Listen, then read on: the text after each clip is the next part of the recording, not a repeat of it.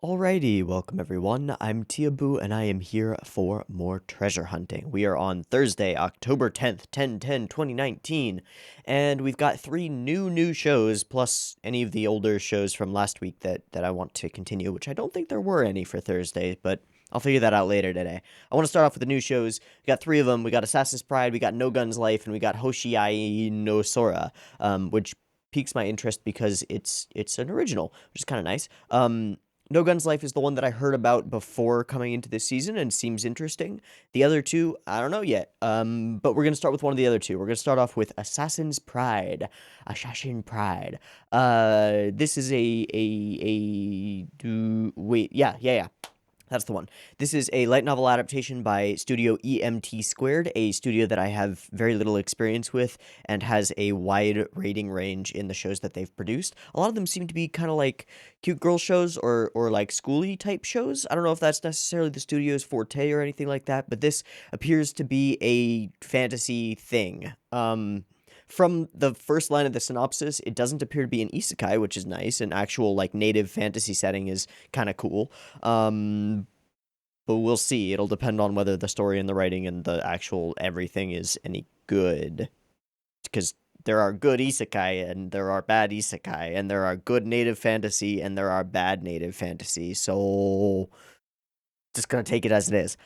This is directed by Kazuya Ayura. This is his first director's chair proper, though he has a number of episode director credits on a number of things. And this is Hitomi Mieno on script, who also did the script and series composition for Arakawa Under the Bridge, which is kind of cool. No idea what to expect here. Fantasy setting. The cover, just on its own. Hold on, I had it up. I swear I just had it up. The cover on its own looks uh super generic, but the girls look cute and the guy looks like a Kirito knockoff because everybody looks like a fucking Kirito knockoff, which is fine. The girls look cute. They look on the younger side, loli-esque. Okay, I'm fine with that. Let's go ahead and dive on into this first episode and see if we actually like it or if it's garbage, because it could be either, and that's the fun of this. So let's go dumpster diving and see if we can figure out if there's any buried treasure here. I have the first episode of Assassin's Pride up and ready to go. It is at 0 seconds. There will be two versions of this reaction video. You can find a picture-in-picture version with the video up there in the describly-do, and a timer-based version up on YouTube. Timer-based version will have discussion on it. Picture-in-picture version will not. Mix and match as you see fit. And if you want to sync up your own copy of the episode with the timer-based version, you are welcome to do so. Just get it ready because the beep beep timer to count you down will be coming shortly.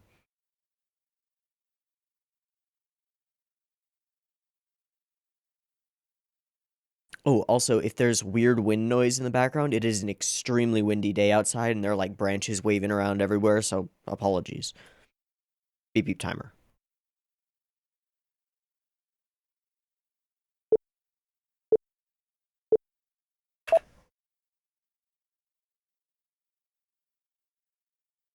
Code Geass much?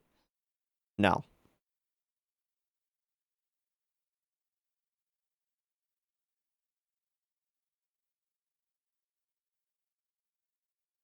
Okay.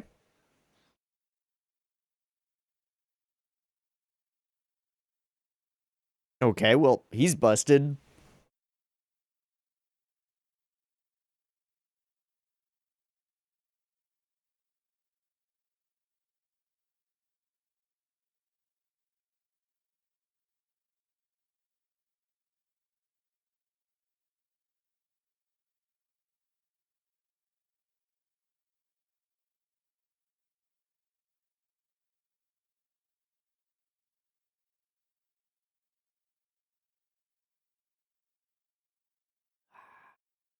Ah.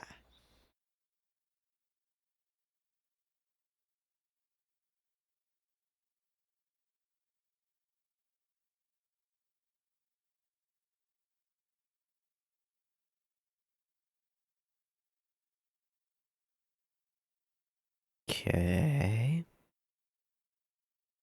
Bit of interesting stuff in the direction.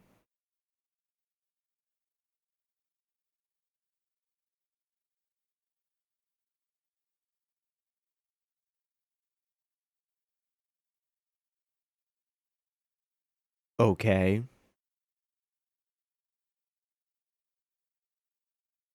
Okay. That was the weirdest. Okay, okay, okay. It's continuing. Good.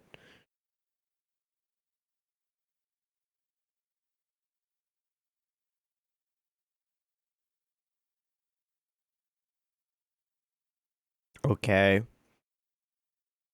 Lycanthropes as opposed to lycanthropes. Alright.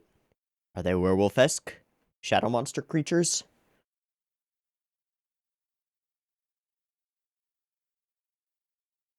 And light is important. Gotta be able to drive the eldritch gods away, you know?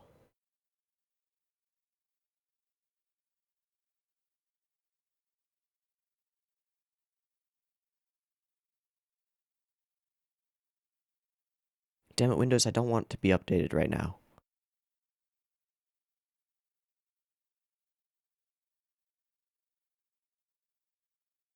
Ah! Ice cream!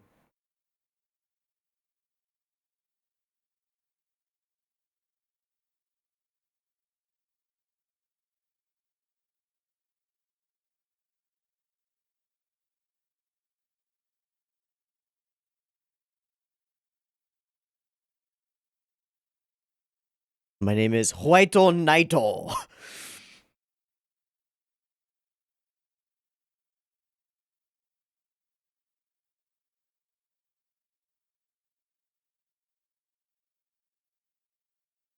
Who's that voice? Yeah.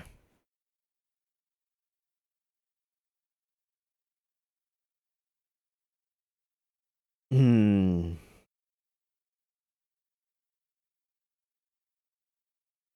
Hmm.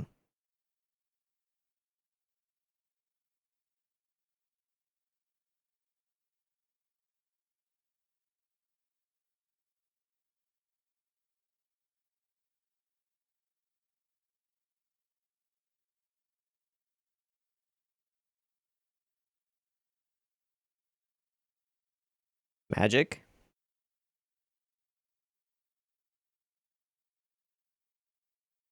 Yep. Got healing magic. Okay. Okay.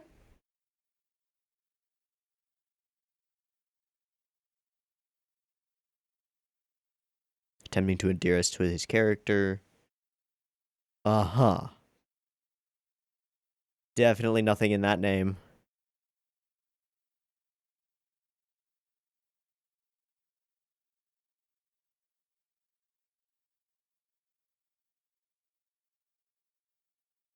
Jesus, the wind outside is insane right now.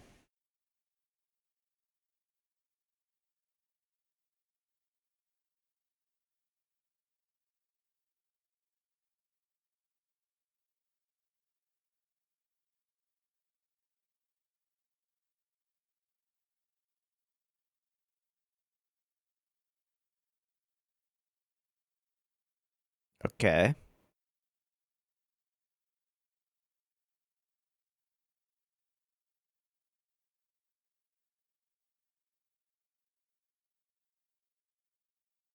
Would have been stronger if we had reversed the order of those shots, shown his eyes first, and then her. That's fine, though.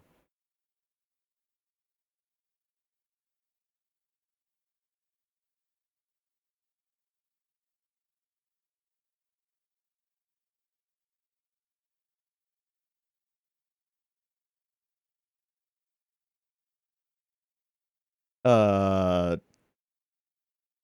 Ararararagi? Senjoga hararararara? Ara ara. Senjoga hara. Fuck. Okay.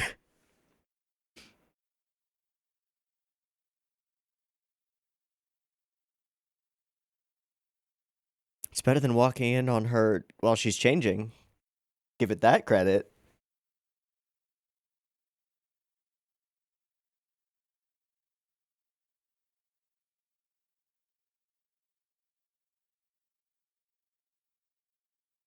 I feel like I should have a pun for Kufa at this point, but I don't. He's a Kufucker? No.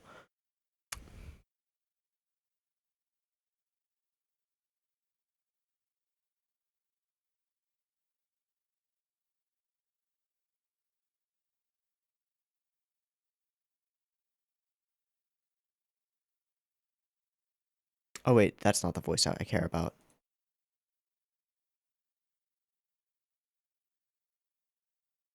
There's a lot of atmosphere building going on. I don't know if it's super effective, but it's there.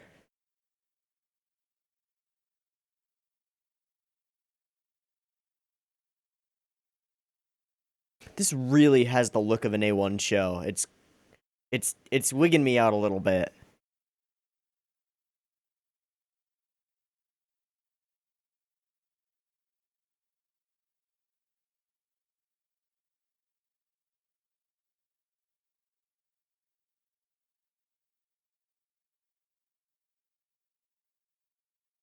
This bitch.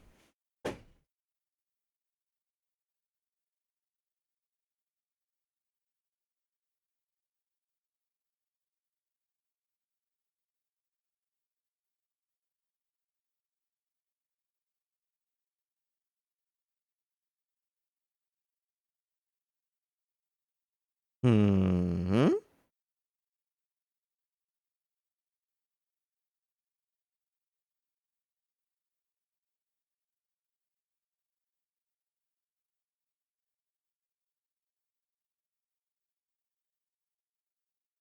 Thank you.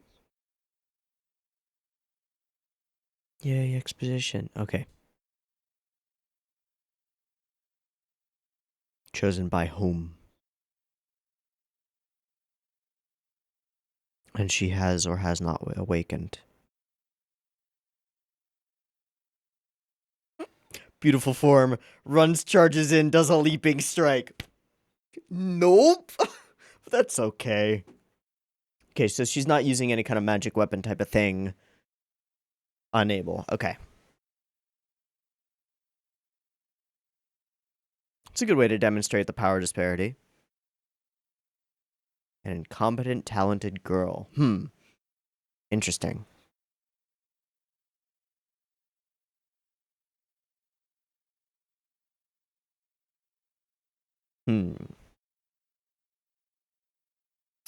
This bitch. All these bitches. Fucking hell.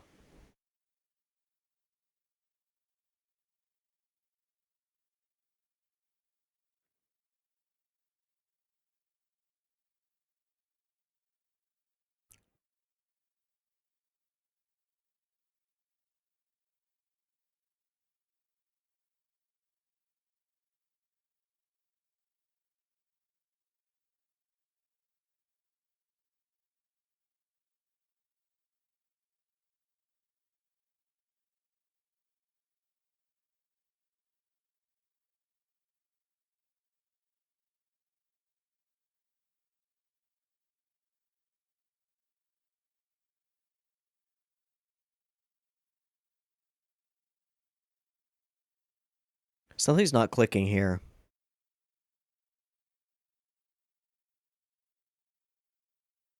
I guess it makes sense from his seemingly hands-off perspective.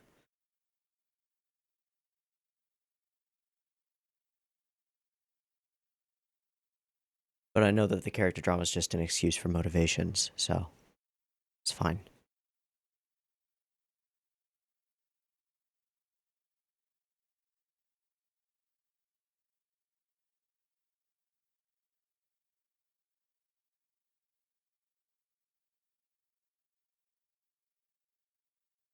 I mean, you called her Ellie.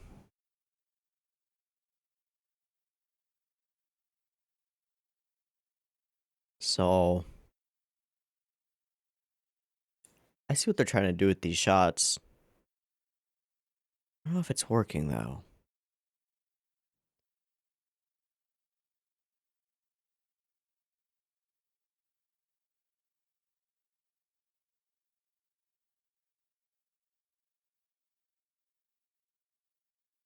Ne-sama?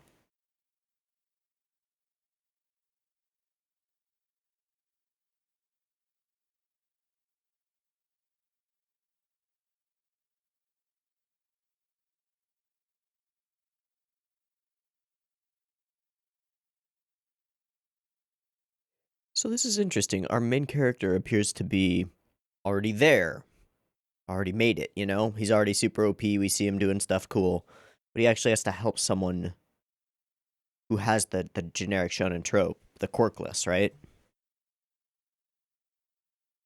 It's a little bit of a wrinkle to it.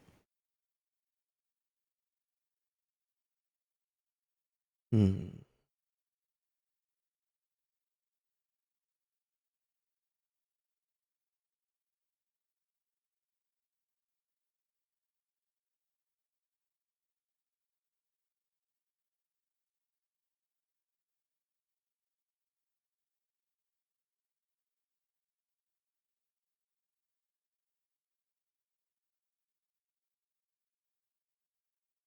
Is he without use of mana as well? That would be an interesting wrinkle.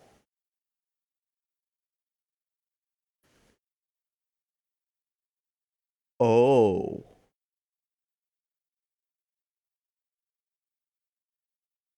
Assassin's Pride. Instantly interesting. Okay.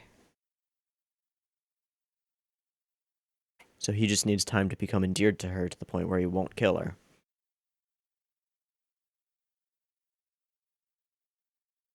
Oh boy.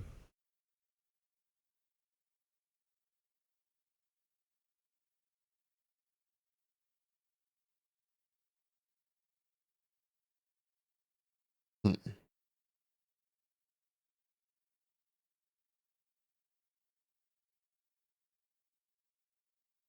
Hmm.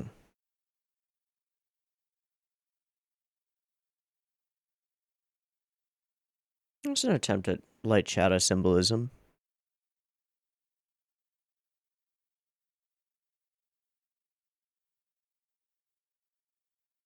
This is an interesting wrinkle.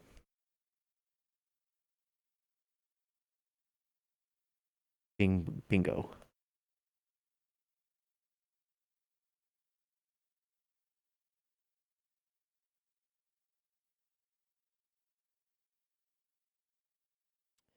Ah, she's already been taken. Or she ran.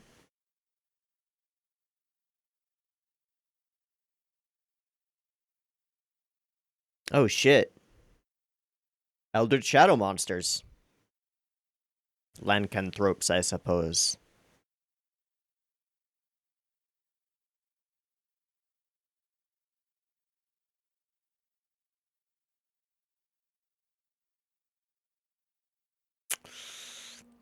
Okay.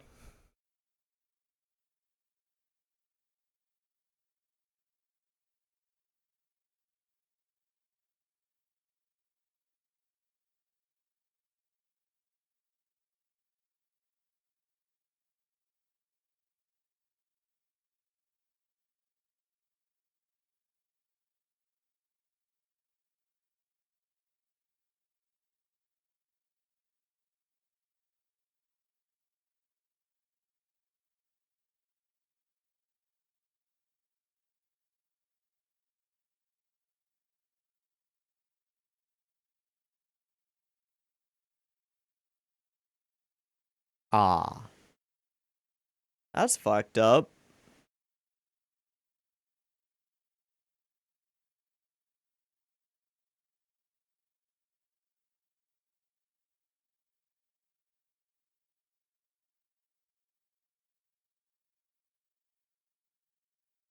Ow.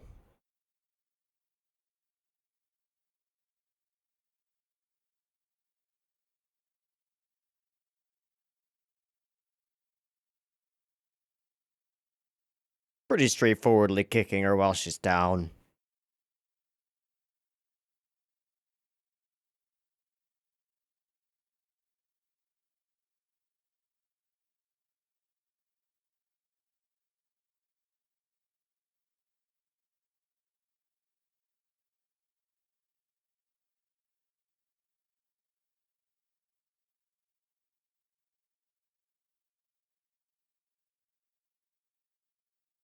But then she would be made fun of. More.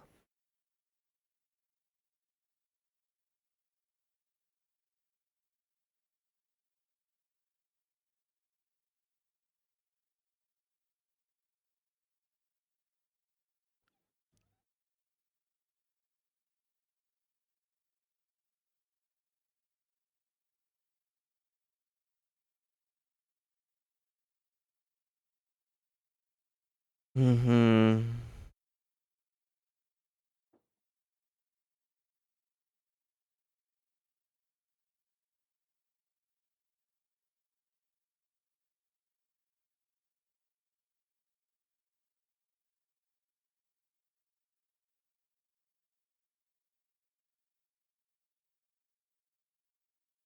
Okay, he does have mana.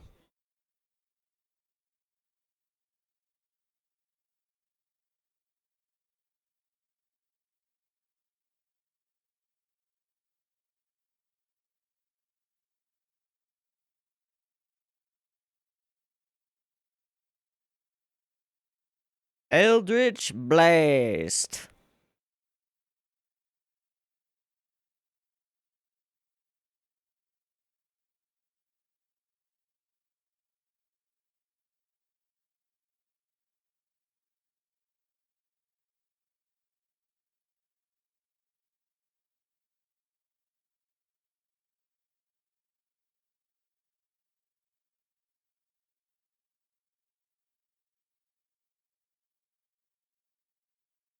So we're meant to respect her drive while pitying her lack of ability.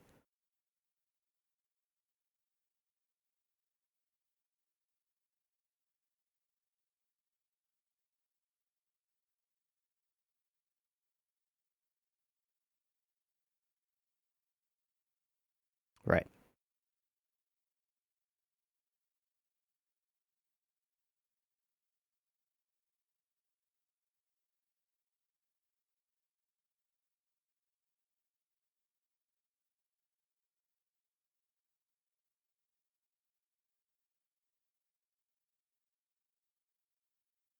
Not much of a professional assassin, is he?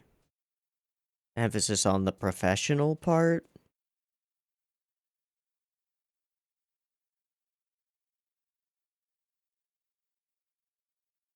Oh?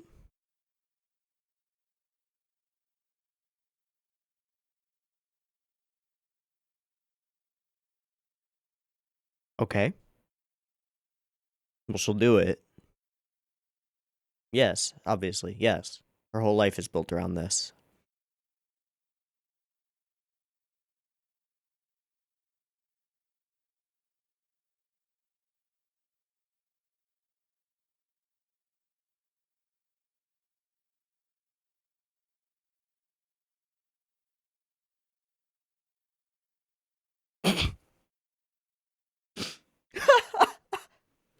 Okay.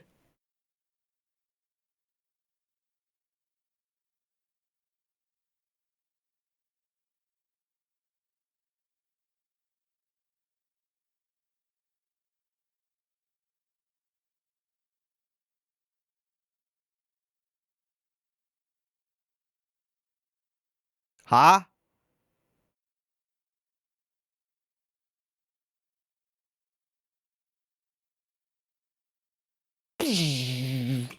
Or death.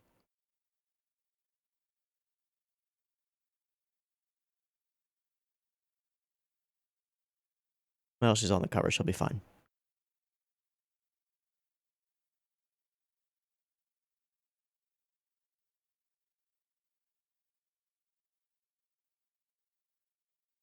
This is already the strongest scene.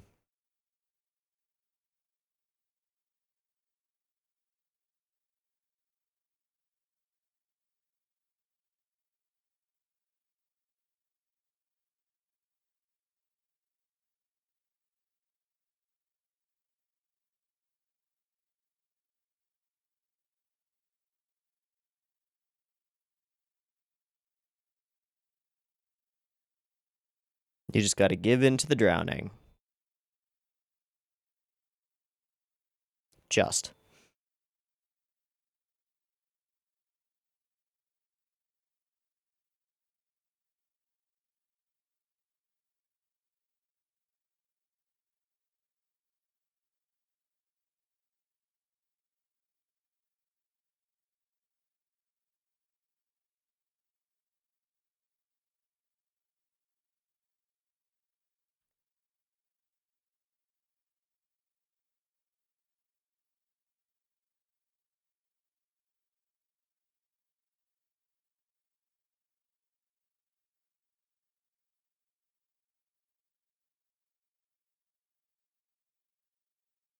There's time for an after credits, yeah.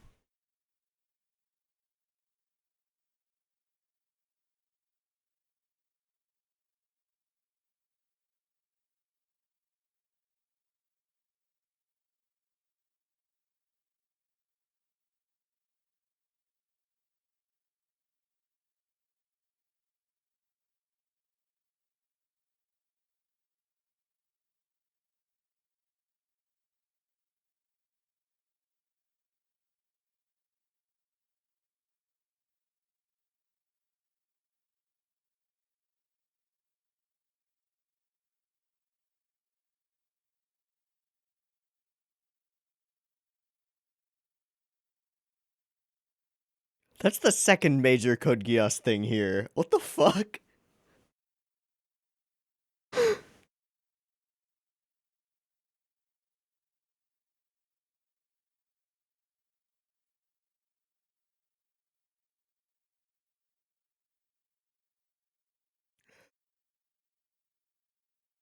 His guild is literally White Knight.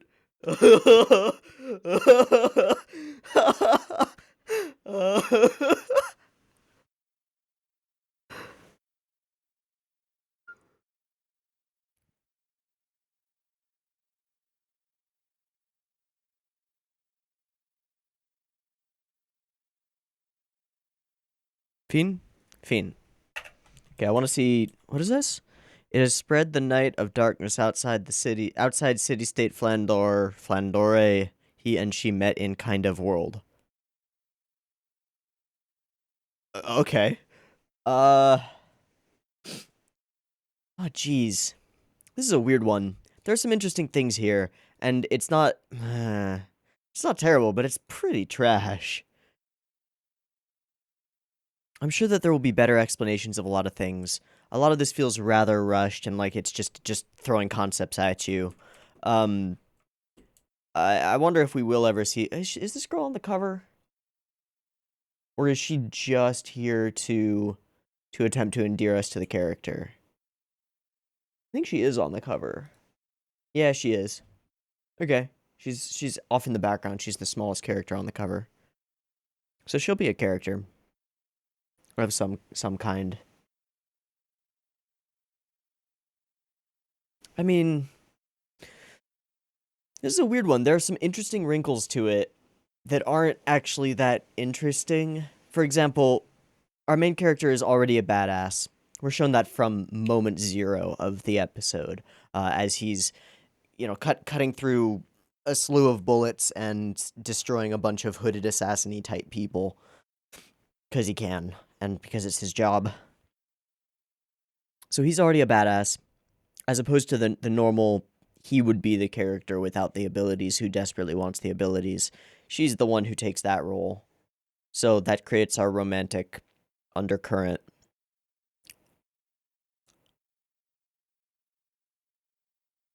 I think my issue is that I like the ideas that are being pursued here, but I don't particularly like the way that they're being pursued or the way that they're being shown or introduced. I understand what the intent is. Like, why does he help an injured kitten? Because we're meant to like him and realize that he's all about helping injured people or people who are helpless on their own. It's why he helps her too. Okay, that doesn't really gel with his role as a professional assassin to me.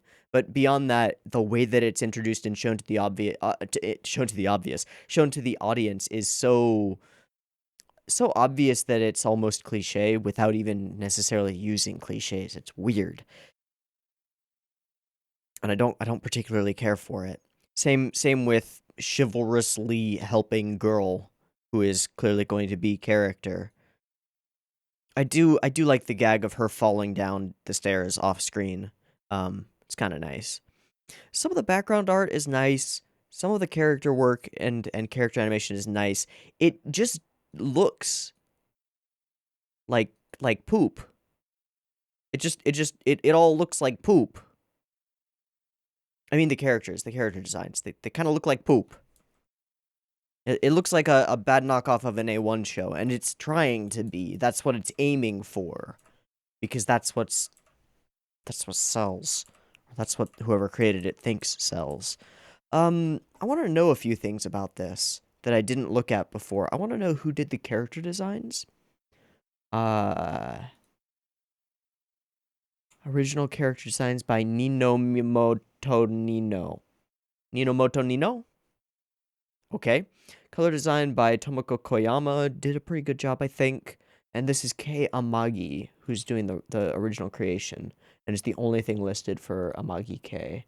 Oh, it's the first character design role, as far as I can tell, for Nino Motonino. Along with Doryoku Shisuta something, which has slightly stronger character designs, I think. Just looking at it. Okay. What about animation character design? The CAD and character designer is Maho Yoshikawa, who also did Aquarian Evil. Here, let me see. Character design. Worked with on Code Geass with the director. Mahoka. Oh.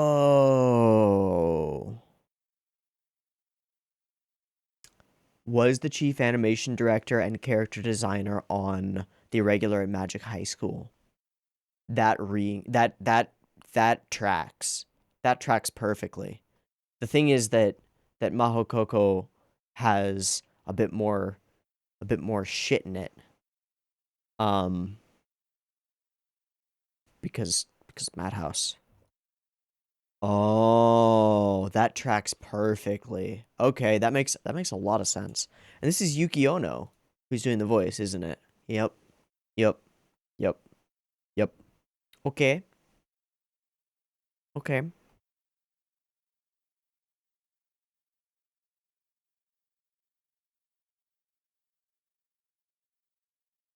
There are elements here that I like, that I don't find distasteful.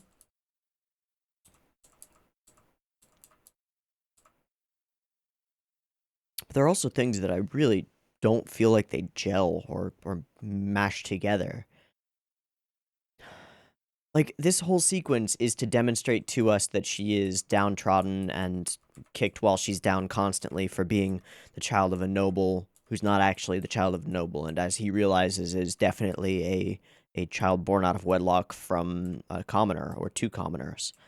Doesn't have the blood. And also to simultaneously introduce us to elements of the world and to other characters, one of whom she has enmity with, one of whom is her friend, but she's like, no, I don't want to, because she's all mad. There's an attempt at certain shots to be cool, like this one where we do this sort of tracking shot as she runs forward, but there's so little to it. Like, okay, this might be a weird thing, and it's not even really a gripe, but when you see a shot like this, what are the things that you expect to be happening?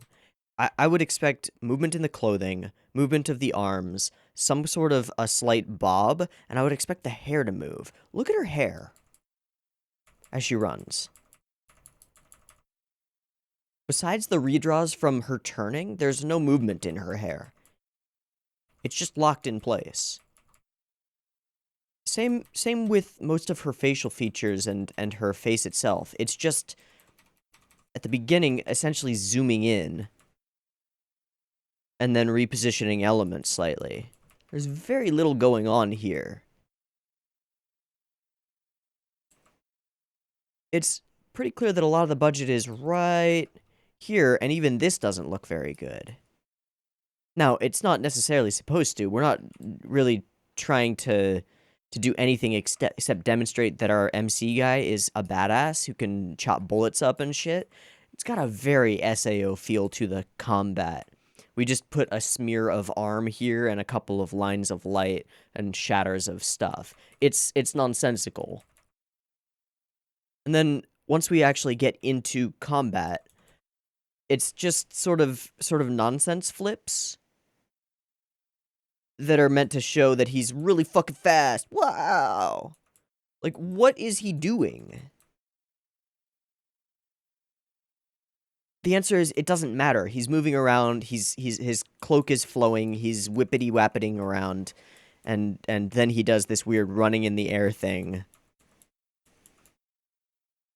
It's just a pretty light show. Now, there's nothing wrong with a pretty light show. We understand why this is happening. This is just to demonstrate to us that main character boy is a badass. But this is not Sakuga. This is things moving really quickly.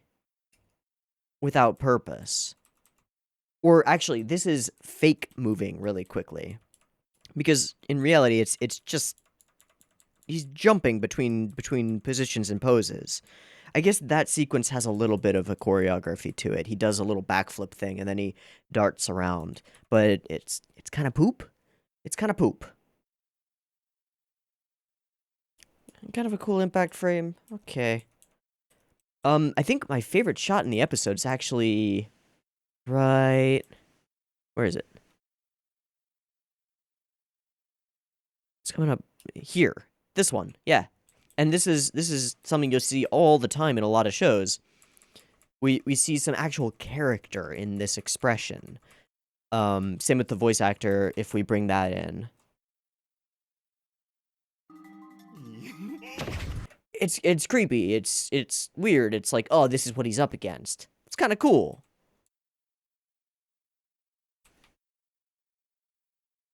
And then there's some interesting use of light and odd angles for certain things. Like here, we're showing from above with the light streaming in and the window like imposed on the ground in the moonlight or whatever it is, because I don't know if there's a moon in this universe. This shot is kind of interesting. There are some interesting things here. And then the explanation via candelabra of the canbells, which are where apparently people live, is real weird and jarring. That's okay. We arrive in town. I think there's one major close-up shot of town. Where is it? I just saw it. It's the same one where he finds the kitty cat. Yeah, right there. That one. Yeah, so we're reusing these backgrounds as much as we possibly can. Lights coming on. Some weird religious symbolism above the doorway. The train. Lady. Help her with her bags because we're a white knight. Literally from the Order of the White Knights. That's pretty on the fucking nose. Save a cat because we're a nice boy who saves people. And has a heart. I mentioned this during, but, so we see... Here, let's see. The lady's already waiting for O, and then we cut to her, do the pan up that promises a panty shot and then doesn't deliver because that's how you do. And then we see these 3 cuts of her, and then we cut to his eyes, right? Yeah, that should be reversed. It should be the cut to his eyes and then the looking up, because that gives us a grounding for the gaze. You see this throughout Monogatari. We'll get the cut of the eyes before we see the thing. And then she realizes that she's being watched, covers herself, and then falls. He does a dart over and a catch, which is also kind of Monogatari-esque, as we... In fact, that's like an identical cut.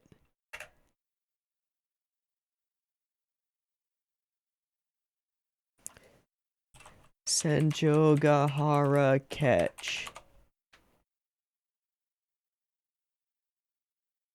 It's not. It's not actually. She's a little bit more drapey. But it's going for the same purpose, right? Okay, meet girl. Her character design is pretty strong. It's nice. This bitch, definitely that bitch. Okay. Get glowing edge lighting. Or not, it's not edge lighting, it's just colored outlines. There's a distinct attempt at emotion and, like, feeling in the sequence where we have a bunch of static shots of them without showing their faces and from afar. Like here, here, here. It's pretty clear what we're doing. She doesn't feel like she can speak up about the thing, takes a defensive posture. Don't be all friendly calling me Lita like that. Blah, blah, blah, blah, blah. Digs in her nails. There's intent here. There's goodness here. It doesn't quite land, though. And then they're reaching out, but can't. Okay. And then an odd disconnected flash to a sequence where apparently that's her mother. Okay, writing a report. So he doesn't grab the red vial, he grabs the yellow vial, I guess. And comes up with, I mean, I think this is the strongest character writing in the episode, is him talking about how, well, it's the title drop as well, talking about how it is his pride as an assassin to be merciful by killing somebody who will never actually achieve their dreams. That's kind of neat. It's got something to it. It's got something there. It's okay. And then we have the sequence, which is really weird and disconnected, where she is being beaten and beaten and beaten and beaten and beaten, which I feel like has been beaten and beaten and beaten and beaten into my head by this point in the episode, with the whole sequence with the girls beating her up because it's fun, and now I guess her dad is sending pumpkin monsters after her because it's fun. I felt like the strangest thing here is, like, if you are in a life or death situation and the monsters are about to cut your hair, why are you screaming your backstory and the importance of your hair to us? This is a little awkward and kind of shit.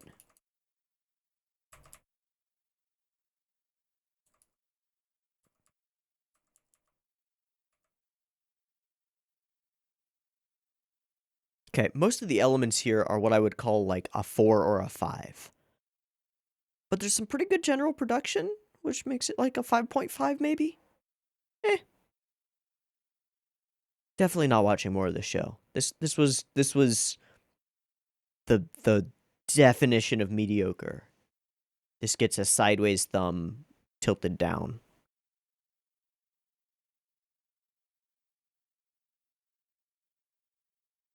Me being an assassin remains secret. Uh-huh. Don't make me have to kill you. Yeah, uh-huh. Okay. A little bit baffled by some elements here. There's some things here that should work better than they do. Or there are things here that work when they shouldn't. I'm not sure which. I think it's the former. I think there are things here that should work better than they do. And they don't work that well because they're not that well written. Okay, that's gonna be it for me. I've been Tiabu. This has been Assassin's Pride. It was... not watching more. Peace.